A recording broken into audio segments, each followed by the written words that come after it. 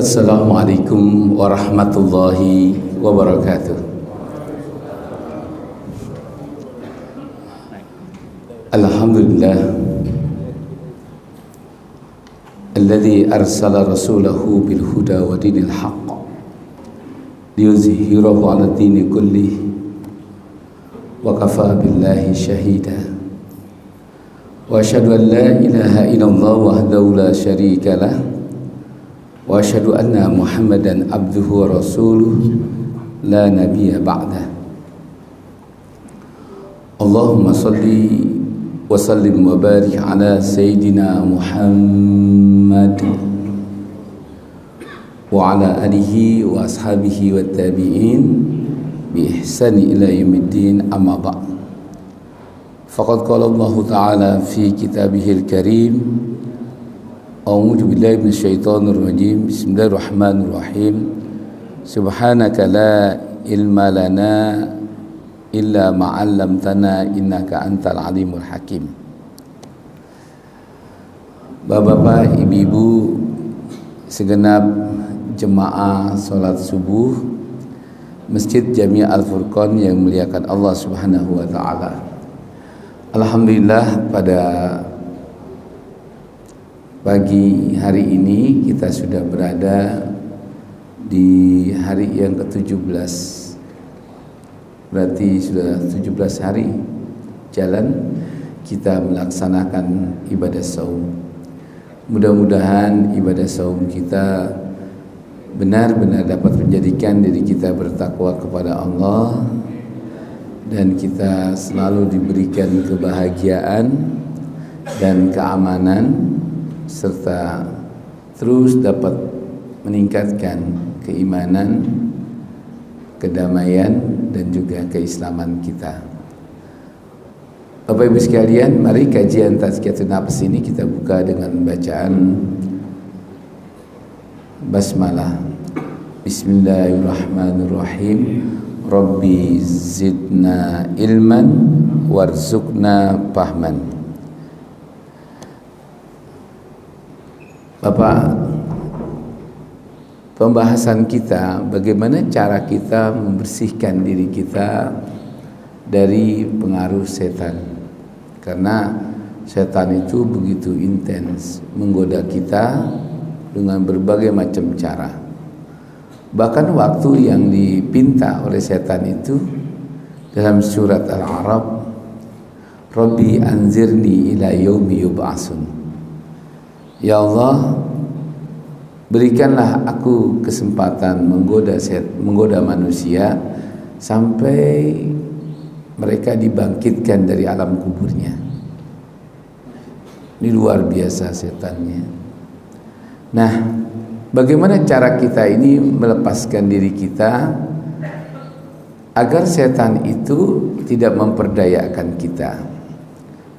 Di antaranya 9 cara setan itu masuk ke dalam hati kita dan mengisi relung-relung kehidupan kita dengan cara membujuk kita untuk mudah marah, emosi. Dalam bahasa Arabnya dengan cara bil ghadabi. Yang kedua, setan itu akan memperdayakan kita dengan suuzon, buruk sangka. Ini hati-hati betul. Karena kalau kita sudah suka berburuk sangka, nggak ada baiknya orang di sekitar kita sudah. Dan yang ketiga, hasad. Hasad ini rasa tidak suka pada orang lain yang diberikan kelebihan ketimbang diri kita. Ini adalah sifat yang paling buruk, dan orang yang pailit ketika menghadap Allah, walaupun di dunia mereka itu banyak amalnya, banyak kebaikannya, ibadahnya, tapi ketika menghadap Allah habis semua amalannya, karena mereka itu hasad. Dan orang kita menerjemahkan hasad itu dengan artinya iri, rasa tidak suka pada orang lain karena Allah berikan kelebihan. Itu namanya hasad. Dengan kita simpel memahaminya tadi, iri. Hati-hati. Dan yang keempat, suka mengeluh, curhat kemana-mana. Dan yang kelima, setan itu akan menguasai diri kita kalau kita ini sombong. Ya, kalau sudah sombong ya sudah. Setan itu diusir dari surga karena mereka tidak mau melaksanakan perintah Allah ketika Allah mengatakan sujudlah kamu kepada Adam. Justru setan bertanya, asjudu liman khalaqtahu min tin. Apakah pantas kau perintahkan aku sujud kepada makhluk yang kau ciptakan dari tanah? Khalaqtani min nari wa khalaqtahu min tin. Sedangkan kau ciptakan aku dari api dan manusia itu dari tanah. Itulah setan. Dan yang keenam, kikir. Inna syaitana ya'idukumul faqr. Sesungguhnya setan itu selalu mengajarkan hidup kita ini kikir. Sampai Allah itu sampaikan pada kita, inna syaitana adu mubin. Sungguhnya setan itu musuh kamu yang nyata. Fattakhidhu aduwa. Dari itu jadikanlah setan itu sebagai musuhmu. Sejak Allah sudah mendeklar bahwa setan itu sebagai musuh kita, maka Allah berfirman, wala tattabi'ul hawa. Janganlah kamu mengikuti hawa nafsu. Nah, itulah yang ketujuh. Yang kedelapannya, jangan sampai kita itu hidup mengikuti hawa nafsu. Orang yang hidupnya itu sudah mengikuti hawa nafsunya jauh dari ketakwaan. Karena Quran itu akan menjadikan petunjuk bagi orang-orang yang beriman, yang bertakwa. Siapakah dia? Alladzina yunfikuna bisyarra'i wad-dharra.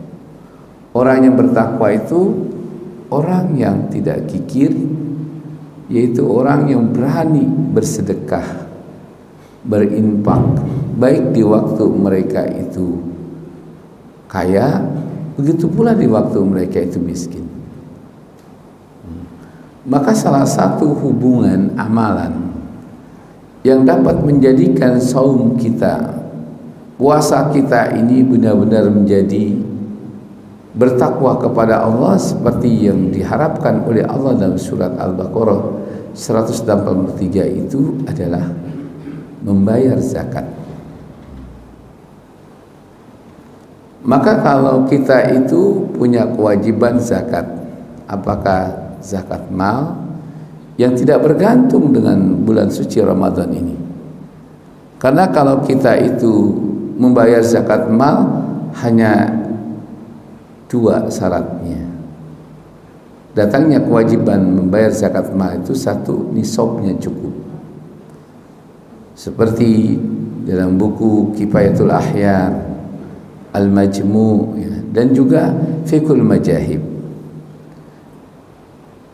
Begitu pula kalau kita baca dalam Fathul Bari bab zakah, atau juga kita baca di dalam Subulus Salam bahwa nisabnya atau ukuran orang yang punya kewajiban membayar zakat itu apabila mereka memiliki uang atau emas sebesar 83 gram emas, dan jumhurul ulama 86 gram emas. Kalau kita hitung ya, emas murni 83, Kalau karatnya itu katakanlah 18, ya sama ukurannya. Sudahlah, kalau kita rupiahkan 1 gram emas itu 1 juta, berarti kalau kita punya tabungan, kita punya uang yang kita simpan di bawah bantal kita, besarnya 86 juta, itu sudah datang kewajiban. Kapan kewajibannya? Yang diperintahkan oleh Allah itu apabila uang itu mengendap, emas itu kita miliki di saku kita atau di tabungan kita selama 1 tahun. Namanya haul. Itu zakat mal. Jadi kalau kita ingat punya tabungan sudah mencapai 86 gram emas pada tanggal 15 Ramadan, berarti kita sudah terlambat mengeluarkannya 2 hari jalan. Kalau kita dengan sengaja tidak mau mengeluarkan zakat malnya itu sebesar 0,2,5%, maka murtad. Kita keluar dari agama Islam, nggak mau bayar zakat. Baik berdasarkan Al-Quran maupun hadis, zakat itu adalah wajib hukumnya dan bagian dari rukun Islam. Bahkan dikaitkan zakat itu dengan sholat. Wa aqimus sholata wa atuz zakah. Ada 17 ayat. Tunaikanlah atau dirikanlah sholat dan tunaikanlah membayar zakat. Nah, kita ini tahunya zakat itu hanya zakat fitrah. Bahkan sudah tahu zakat fitrah pun masih juga males-malesan bayar zakatnya. Betul nggak Pak? Kapan waktunya bayar zakat fitrah itu? Dari begitu masuk bulan Ramadan sampai datang hari raya sebelum khotib naik mimbar. Kalau kita bayar di akhir bulan Sya'ban tidak sah. Kalau kita bayar setelah habis sholat Idul Fitri tidak sah fitrah itu. Kapan mulai bayarnya tadi? Habis maghrib tanggal 1 Ramadan. Lihat dalam Fathul Bari bab ru'yatul hilal min syahri Ramadan. Nabi itu berpidato Allahumma ahillahu. Di antara pidato Nabi begitu mengucapkan syukur dan langsung Nabi mengatakan, ya Allah berikanlah kebahagiaan kepada kami semuanya dan alaina bil amni, berikan rasa aman. Bagaimana kebahagiaan itu datang bagi orang yang miskin. Walaupun bulan puasa ini ditutup pintu neraka semuanya, dibuka pintu surga. Kullu amali ibnu Adam yudha'ifu ajrahu ila asara amsalin. Semua amal perbuatan kita ini yang baik akan dibalas 10 kali lipat. Hatta 700 dha'fin, sampai 700 kali lipat.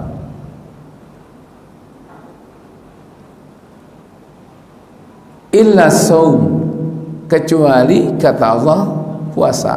Jangan ditanya dah pahalanya. Yang pasti puasa itu dapat menjadikan diri kamu bertakwa kepada Allah, karena Allah katakan illa saum wa ana adziyubi. Dan apa hadiah yang Allah berikan bagi orang yang berpuasa? Allah akan mendekat kepada kita. Coba kalau kita tiba-tiba saja kita dapat surat, insya Allah tanggal 20 Ramadan Presiden Jokowi akan datang ke rumahmu. Kira-kira Pak, Apa yang kita lakukan? Kita lakukanlah apa yang bisa kita lakukan, karena menyambut orang nomor 1 di Indonesia ini mau datang ke rumah kita.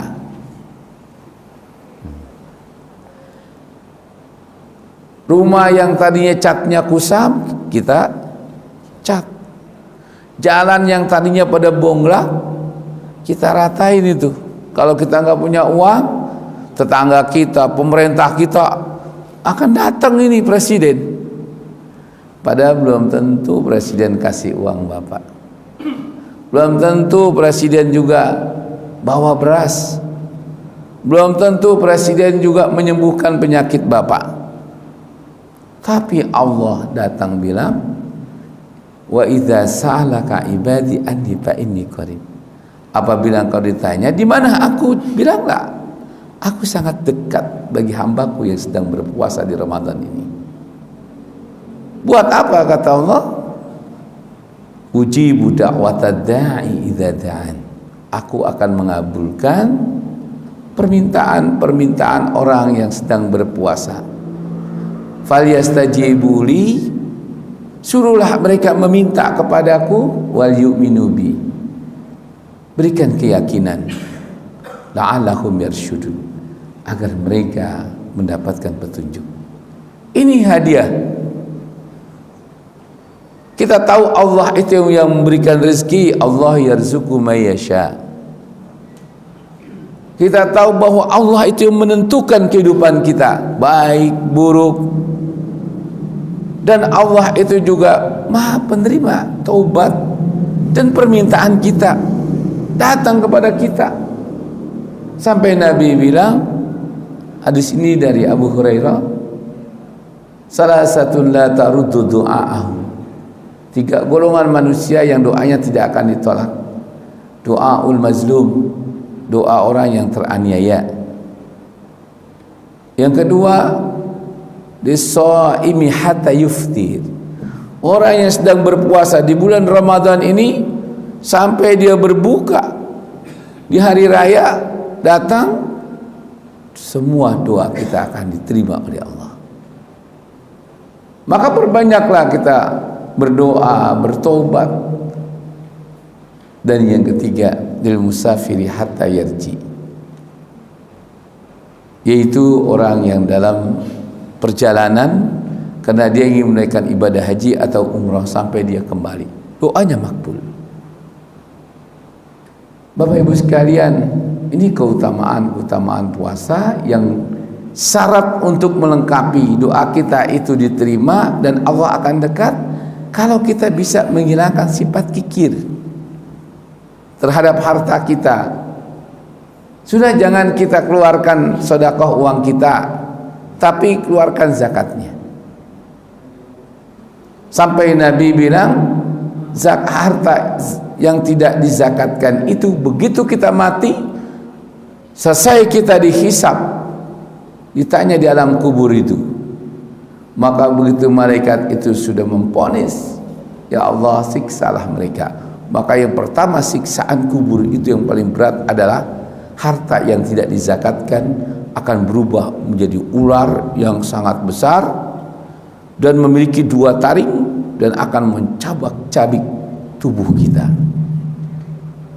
Nauzubillah min dzalik. Bapak Ibu sekalian, oleh karena itu janganlah kita ikuti inna syaitana ya'idukumul faqr. Kalau kita membayar zakat, kalau kita mensedekahkan harta kita, kita membantu saudara-saudara kita yang susah, fakir miskin, anak yatim, setan akan datang. Nanti orang yang kau tolong ini, yang kau bantu dengan hartamu itu, kalau kamu susah belum tentu dia membantu kamu. Itulah kerjaan setan. Lalu bagaimana kita agar puasa kita itu benar-benar membersihkan diri kita dan menjadi orang yang bertakwa kepada Allah? Jauhilah tadi 8 sifat ini yang semuanya itu adalah cara setan menggoda kita. Yang ke-9 itu, setan itu ingat, di samping mengajarkan hidup kita untuk kikir tadi, sombong, angkuh, Nah, setan itu juga akan masuk dengan cara-cara kita ini, hubud dunia, mencintai dunia. Adapun caranya satu, maka banyaklah waktu kita untuk melakukan introspeksi diri. Yang kedua, perbanyaklah kita beristighfar kemarin. Nah, yang ketiga ini, perbanyaklah kita membaca Al-Quran dan mentadaburinya. Kenapa Al-Quran diturunkan itu tadi sebagai petunjuk, sebagai guide dalam kehidupan kita. Sampai Nabi ketika ditanya, "Ya Rasulullah, nanti jika engkau sudah tiada, siapa yang akan membimbing kami supaya kami ini tetap berada di jalan Allah? Dan siapa yang menunjukkan kami ke jalan Allah itu? Kalau sekiranya kau tiada," maka Nabi menegaskan, "Taraktu fikum amrayni ma tamassaktum bihima lan tadillu abada." Sewafatnya aku tinggalkan dua pegangan hidup. Ma tamassaktum bihima, jika kamu berpegang teguh menjadikan dua pegangan hidup ini sebagai pedoman hidupmu, selama-lamanya kau tidak akan tersesat dari jalan Allah, dan orang tidak akan ada yang bisa menyesatkan kamu. Oleh karena itu, kalau kita membaca buku Ghazwul Fikri, perang pemikiran, maka setelah Perang Dunia Kedua ini, pemimpin pasukan salib itu ketika berpidato, Goldmeier, ini orang Inggris, ya, ia mengatakan, sekalipun kita telah bisa merebut Masjidil Aqsa ini dan kita tundukkan, kita jajah kaum muslimin, kita sekali-kali tidak akan bisa mengalahkan umat Islam. Selama umat Islam itu masih menjadikan Al-Quran sebagai pedoman dan mengikuti petunjuk Rasulnya. Dari itu, mari sama-sama semuanya kita kacaukan pemahaman umat Islam terhadap Al-Quran. Dan Allah pun sudah menegaskan pada kita, "Awalau kana hadzal Qur'ana min indillah lawajadu fi ikhtilafan katsira." Nanti kita lihat surat Al-A'raf. Sekalipun Al-Quran ini datang dari sisi Allah, karena kamu tidak mau memahaminya, Al-Quran ini tidak mau mempelajarinya, tidak mau mentadaburinya dengan cara sebagaimana Allah mengajarkan kepada Nabi Muhammad sallallahu alaihi wasallam melalui Jibril, dan tidak mau menjadikan para sahabat Nabi sebagai referensi untuk mengahai Al-Quran ini, maka niscaya kamu akan banyak menjumpai perbedaan-perbedaan, perselisihan-perselisihan. Dari itu, jika kamu berselisih di antara kalian, sama-sama Qur'annya, sama-sama kiblatnya, sama-sama juga nabinya, wa idza tanazatum bi syai'in farudduhu ila Allah, maka kembalilah kepada Allah, cari apa dan bagaimana cara Nabi memberikan solusi untuk menghadapi perpecahan itu. Wa ila rasuli, dan kembalilah kamu ke sunnah-sunnah Nabi, yaitu bagaimana cara Nabi itu memecahkan perselisihan-perselisihan itu. Itu hadis sahih dan Quran tidak bisa kita bantah. Maka dengan demikian, bukan hanya setan dari golongan yang diciptakan dari api yang akan menjauhkan kita dari Quran ini, bahkan juga setan-setan dari golongan manusia akan berusaha terus mendistorsi Al-Quran. Dengan datanglah paham-paham seperti tafsir hermeneutika yang di dalam kitab-kitab kuning memahami Al-Quran secara kontekstual. Ini syarat sesat. Kalau orang sudah memahami Quran itu secara kontekstual semata, namanya tafsirul waqi'i, maka sesat. Mana contohnya? Kan kita pernah dulu ramai mengenai tentang fikih ala Indonesia. Salah satu di antara fikih ala Indonesia itu merubah sistem pembagian waris. Karena di zaman Nabi dulu perempuan nggak ada yang bekerja, pantas kalau dalam Al-Quran itu wanita mendapatkan setengah bagian dari laki-laki. Ini tidak konteks. Kalau memang itu adalah satu ayah, satu ibu, sama-sama anak, kenapa nggak dibagi rata saja?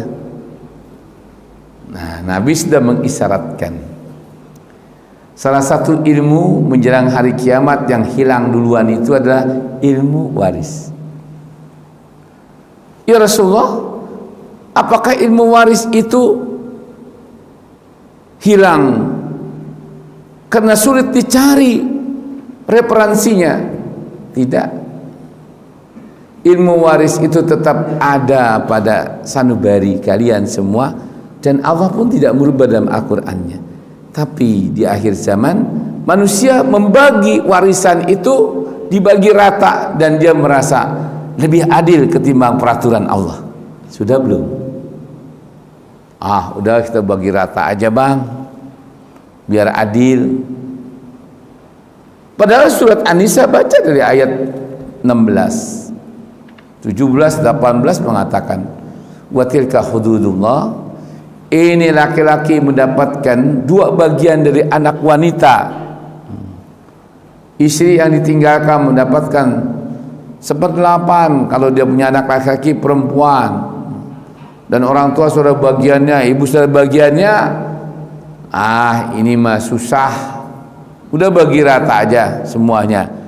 Nah, itulah awal hilangnya ilmu waris, karena orang merasa memecah warisan itu dengan cara diratakan lebih adil ketimbang peraturan Allah. Padahal Allah mengatakan wa tilka hududullah wa may yata'adda hududullah yadkhulun nar. Siapa yang menentang sistem pembagian waris yang Allah sudah atur dalam surat An-Nisa 16 tadi, maka dia akan masuk neraka. Awalau kana, kata Nabi, min ahlil ibadati wa min ahlil ilmi. Sekalipun dia ahli ibadah dan juga banyak ilmunya, hanya menentang sistem bagian waris, apalagi menentang perintah Allah tadi, nggak mau bayar zakat. Ada nggak orang bayar zakat? Nggak mau bayar zakat banyak. Bagaimana awalnya mereka tidak mau bayar zakat? Mereka itu melambat-lambatkan. Nah, itu cara setan. Umpamanya sekarang tanggal berapa ini? 17. Berarti sudah 17 hari masa membayar zakat itu berjalan. Sudah bayar zakat fitrah? Coba umumnya segini bapak-bapak ini. Sudah bayar zakat fitrah? Ngaku pak. Berarti bapak sedang dilenakkan. Awalnya setan itu merayu kita, udah masih panjang waktunya sampai hari raya kan, entar aja. Lama, besok kita membayar, masih 13 hari lagi, masih 12 hari lagi, tinggal 2 hari lebaran, sibuk pak, pulang kampung, macet, sholat idnya di jalan tol. Bagaimana dia membayar zakat? Akhirnya nggak bayar zakat, kata setan. Nah, wasalu nggak ada manfaatnya. lu tetap masuk neraka. Man rada ala zakati fahuwal murtadun. Nabi bilang, siapa orang yang enggak mau bayar zakat, murtad, sama dengan salat. Man taraka salatan muta'ammidan law waqtan fahuwal murtad. Siapa orang yang meninggalkan salat ya dengan sengaja walaupun satu waktu, murtad. Walaupun bisa tobat. Tapi kalau kita mati pada waktu itu, Pak, sama dengan orang sudah punya kemampuan menunaikan ibadah haji, dia enggak haji, mati wala nyetor haji karena terlalu lama 24 tahun, mendingan gua jalan ke sana kemari aja, mati. Pamautuhu kamautil jahiliyati. Maka matinya orang itu sama dengan orang yang enggak punya agama. Nah, ini semua Quran dan hadis, Pak. Makanya kalau kita kembalikan hidup kita mengikuti petunjuk Al-Quran, pasti datang ketakwaan. Maka amalan yang kedua, di samping sodako, yang paling utama membayar zakat dalam puasa ini adalah yakni membaca Quran, baru qiyamul Ramadan. Nah, ini lihat cara setan, Pak. Tadabbur Al-Quran artinya menelaah isi Al-Quran lalu menghayati dan mengamalkannya. Umpamanya, ya ayyuhalladzina amanu kutiba alaikumus syiyam kama kutiba alal ladzina min qablikum la'allakum tattaqun. Baca. Terus kita menghayati, oh, puasa itu ternyata bukan hanya Allah wajibkan pada kita, orang terdahulu juga diwajibkan. Masa kita berat? Oh, inilah cara ibadah yang Allah tetapkan agar kita jadi orang takwa. Hidup ini kalau takwa selesai, Pak. Surat At-Tolak ayat 2. Wa may yattaqillaha yaj'al lahu makhraja. Siapa orang yang bertakwa kepada Allah, kalau dia punya banyak kesulitan, maka Allah akan berikan jalan keluar. Wa yarzuqhu min haitsu la yahtasib, wa may yattaqillaha yarzuqhu min haitsu la yahtasib. Kalau dia kesulitan ekonomi, dengan ketakwaan karena puasanya betul-betul dia hayati dan dia amalkan sebagaimana Nabi menjalankannya, maka Allah akan datangkan rizki kepadanya dengan cara yang tidak bisa pikirkan oleh akal.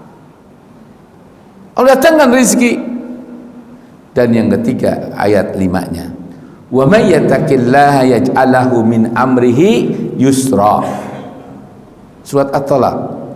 Barang siapa yang dengan puasa ini dia dapat menjadikan dirinya bertakwa kepada Allah, artinya dia jalankan semua yang Allah perintahkan. Zakat dari awal dia sudah bayar. Karena untuk menjalankan perintah Allah itu, katakanlah begitu datang sholat zuhur, baiknya kita langsung sholat begitu habis kita dengar azan atau nunggu menjelang asar. Pak, Allahu Akbar zuhur. Ya, ntar aja lah, kan panjang waktunya sampai asar, ntar aja ke rumah asar. Baikkan mana kita sholat begitu dengar azan dengan nunggu menjelang asar? As-salatu fi awali waktiha rahmatun. Kalau kita sholat pada awal waktu, kita akan mendapat rahmat, kebahagiaan, kesenangan. Was-salatu fi akhiri waktiha afwun ay maghfiratun. Kalau kita sholat sudah menjelang akhir waktu, kita cuma dimaafin oleh Allah.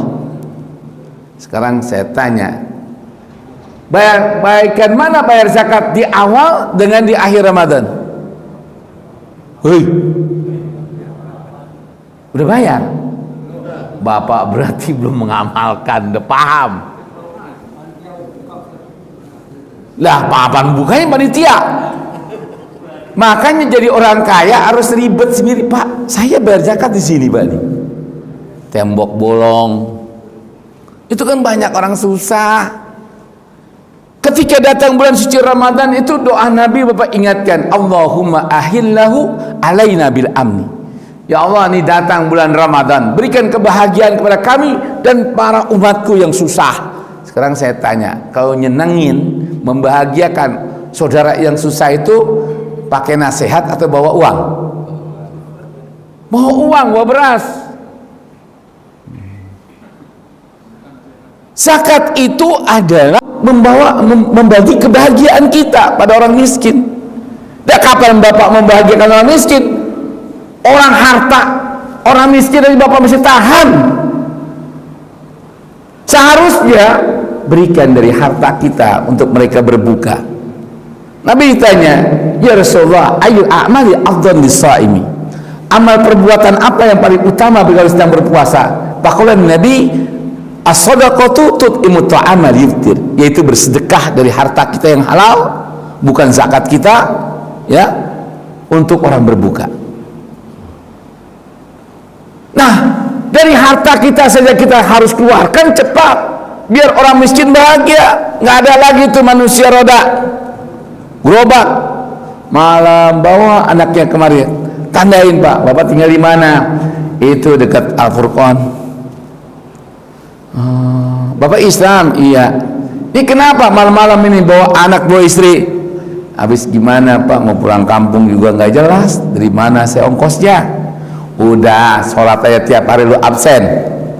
Kalau lu bisa terawih, sholat 5 waktu di Masjid Al-Furqan, pokoknya kebutuhan lu mau buka gua kasih, buka sepuas tuh, ada korma, ada air mineral, pokoknya ada makan, nasi bok makan, ajak istri anakmu, yang penting kau puasa. Nanti pulang kampung ada zakatnya. Al-Furqan bagi zakat. Berapa butuhmu satu orang? 500.000. Ya udah bertiga 1.500, 1,5 juta. Cukup nggak? Ada di sini begitu. Kira-kira kalau Masjid Al-Furqan ini begitu, Pak, penuh nggak di masjid? Penuh. Bapak nggak percaya? Di tempat saya itu nggak bergerak kok. Orang menjelang buka aja 500, 600. Saya undang Bapak. Besok itu Pak, tanggal 9, 2.000 duafa dan anak yatim tunanetra yang kita bina, dia lebaran sudah duluan. Mau pulang kampung nih, sebelum lu itikaf di kampung lu, kasih. Itu donaturnya ada dari sini juga. Pak Beni, ada kan Pak Beni sini? Itu 100 juta, ya kan? Kita dapat sudah zakat 1,3 miliar. Dengan anak yatim seluruh kota Bekasi ini, besok PLT datang. Dan dia sholat di situ, buka di situ, rame Pak. Ya orang Nabi bilang, bahagiakan mereka dengan hartamu. Datang coba hari Rabu atau menjelang buka nanti ini, setiap hari. Kenapa kita jalankan ini nasihat Nabi? Allahumma ahillahu alaina bil amni wal imani. Berikan rasa aman iman kami. Kenapa Pak? Ya Allah, saya sedih. Kadang-kadang maghrib juga sahur begini, bukan hanya orang Islam yang kasih bukaan itu, orang di luar Islam sahur juga. Yang saya takutkan, apakah ini makanan halal atau tidak? Gimana kalau dia dikasih oleh orang non Islam yang tidak ada halal haram, tiba-tiba dikasih B1 atau B2 kan makanannya, yang penting enak, apa kita nggak dosa?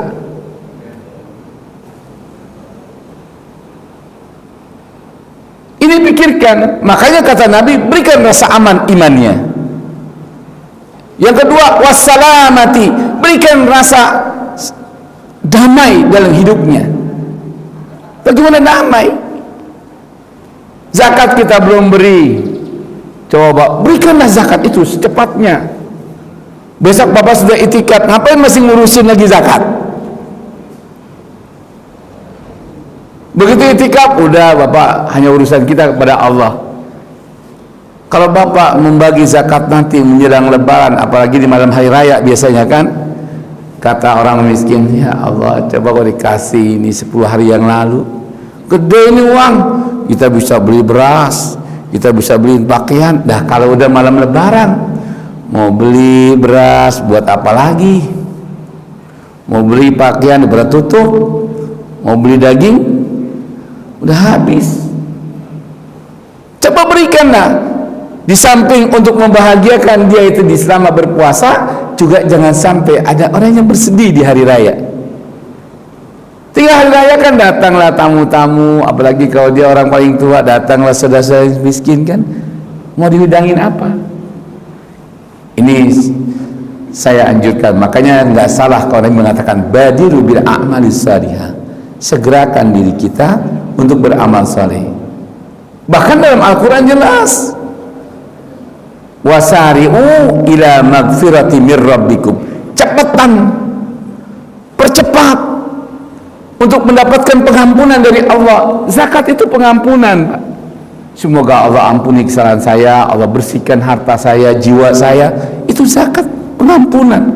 Kata Allah, segerakanlah. Wasari'u ila magfirati mir rabbikum. Pengampunan yang datang dari Allah. Karena kalau kita nggak bayar zakat, Allah siksa. Kalau kita bayar zakat, harta kita tadi, insya Allah itu pengantar kita ke surga. Saya bikin demikian. Ya.